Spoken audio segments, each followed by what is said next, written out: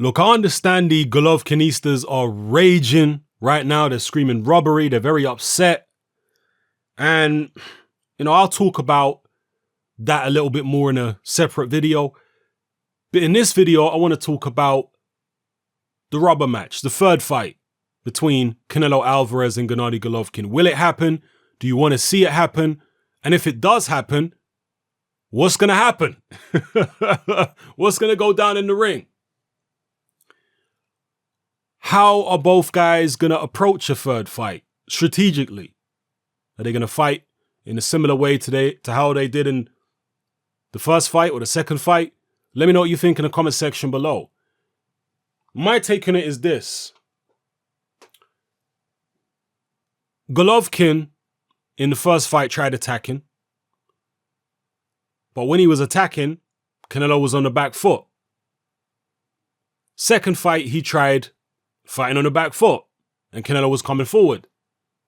So what Golovkin needs to do in the third fight, because his tactics in the first two fights didn't work, at least not in the eyes of the judges. So the only tactic that's left for Golovkin is to stand in the middle of the ring and slug it out with Canelo. Yeah, that's his only option. And that is what Abel Sanchez acted as though Golovkin was going to do. That if Canelo stood and fought with him, perfect for them, and Canelo would get stopped. This is what Abel Sanchez was saying the whole time. But that didn't happen, did it? Because Canelo came forward and all of a sudden Golovkin got on his bike and started backpedaling and started sticking a jab and started doing what Abel Sanchez calls running. Extraordinary. So he tried two different tactics in the first two fights. It didn't work, at least not in the eyes of the judges. So for the third fight, he just has to go all out. That's what I see. He has to go all out for the knockout. No other way. And let me tell you something that was giving Golovkin a lot of trouble in both fights. And that was Canelo Alvarez's head movement. Golovkin was struggling to find his range with the power punches. That's why he was throwing so many jabs. Because the head movement, the constant back and forth and side to side head movement and up and down of Canelo Alvarez was making it difficult for Golovkin to find his range. You see, that's why I think he was hesitant, particularly in the early rounds when Canelo was fresh and his head movement was at its most effective and sharpest. So it's not going to be a walk in the park. It's not going to be easy for Golovkin to just come forward and trade, because unlike Canelo, he don't have head movement. Golovkin's a guy who is pretty stiff-backed, pretty stationary when it comes to moving his head. He moves his legs, but his head movement, pretty much non-existent, isn't it? But those are the tactics that, for my money, he has to use in the third fight. He just has to go all out for the knockout. Forget about trying to box on the back foot. Jabs and all that kind of business are great for setting up the power punches. But if you're hoping to win rounds with the jab, you've just seen in two fights that the judges don't like it. Now, some people are going to say, look, man, it don't matter what Golovkin does, the judges ain't going to like it because he's fighting Canelo. And I've long said, because it's obvious, isn't it? 1 second. I've long said that Canelo gets favorable treatment from judges. Of course he does. Look at his history throughout his career. There are certain fights that he won on the cards, which, yeah, I could see him winning, but the scores were way too wide.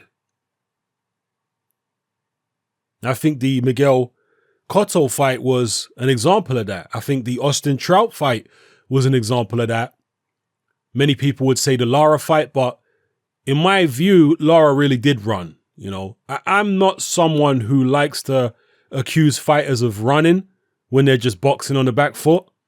But when a fighter is literally running, then I'm going to accuse him of running. And that's what Erislandy Lara was doing in his fight against Canelo. But even when Canelo fought Floyd Mayweather, one of the judges had it a draw. What? In the first fight against Golovkin, one of the judges had it to Canelo by an extremely wide margin. So yes, Canelo definitely gets favorable treatment from the judges. And even in the two Golovkin fights, if you think about it, for Golovkin to have, not got, let's just put it this way. Both results were favorable to Canelo, weren't they? The first fight, a draw. The second fight, Canelo gets a win. It just seems like Canelo is getting the rub of the green. I think we can all agree on that. All right. When has a close decision ever gone against Canelo? He always has him go in his favor. So I acknowledge this completely. But I don't think these are robberies in the sense that you can make a case for Canelo winning, or you can make a case for Canelo getting a draw in the first fight, So I don't think these are out and out robberies in that sense. Like a guy who clearly lost the fight but got a draw, or a guy who clearly lost the fight and got a win. Nah, I don't think that's the case. But it is the case that Canelo gets looked upon favorably. Let's just put it that way. So Golovkin's only hope in a third fight, if he wants to win, because at the end of the day, it is about money.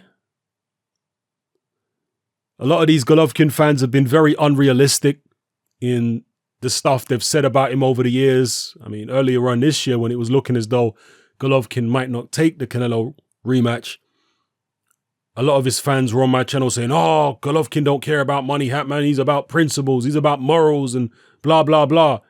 Well, that evaporated quickly, didn't it? Look, Golovkin might not be a Floyd Mayweather or an Adrian Broner in terms of being materialistic and what have you, money worshipping, but he is still a prize fighter, right? He still cares about his family. He still cares about securing their future and the future of his children and children's children. He cares about all that. Of course he does. And he's a prize fighter. So of course, when you're a prize fighter, you've only got a limited amount of time to make life-changing sums of money. A relatively small window within your career. So you got to take advantage of it while it's there. And that's the situation Golovkin's in right now. He's got to take advantage of any big payday that he can get. So unless there's an alternative to fighting Canelo, which is, somewhat similar financially, then he was always going to take the Canelo rematch. All this stuff about morals and principles. Come on, man. What planet are people living on? He was always going to take it. He's supposed to take it. Yeah? But that aside, money aside, in the third fight, if it happens, and I think he should take it, unless his health is on the wane or anything like that, I think he should take it. In the third fight, he has to go for a knockout. That's the only way. He has to just go all out and train for a knockout, come forward all night, attack, hit Canelo wherever he can hit him, and just try and take the guy out. Because boxing him is just not going to get it done in the eyes of the judges. It's not going to happen. So you have to take it out of the judges' hands. That's what Golovkin has to do. There's no other way. No other way. So, let me know what you guys think in the comment section below. Would you like to see a third fight between Canelo and Golovkin? What tactics do you think both guys should use? And if Golovkin does go for it, if he does go all out and attack, can he get a decision that way? And can he get a knockout that way? Let me know what you think in the comment section below, people. It's happening, I'm out. Join me on Patreon. I upload a minimum of 2 podcasts every single week, covering a wide variety of controversial topics, as well as live stream Q&A sessions. Take a look on screen right now at some of the podcasts I've produced so far. For just $3 a month, the equivalent of about £2 a month, you get access to all my new podcasts and my entire back catalogue of past podcasts, including my popular Confessions of a Nightclub Bouncer series.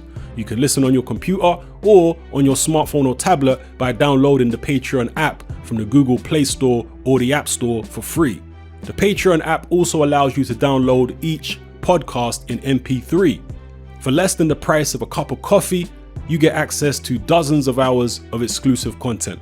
It's easy to sign up, there's no contract, and you can cancel at any time. So come and join our community of free and critical thinkers by signing up with me here on Patreon today.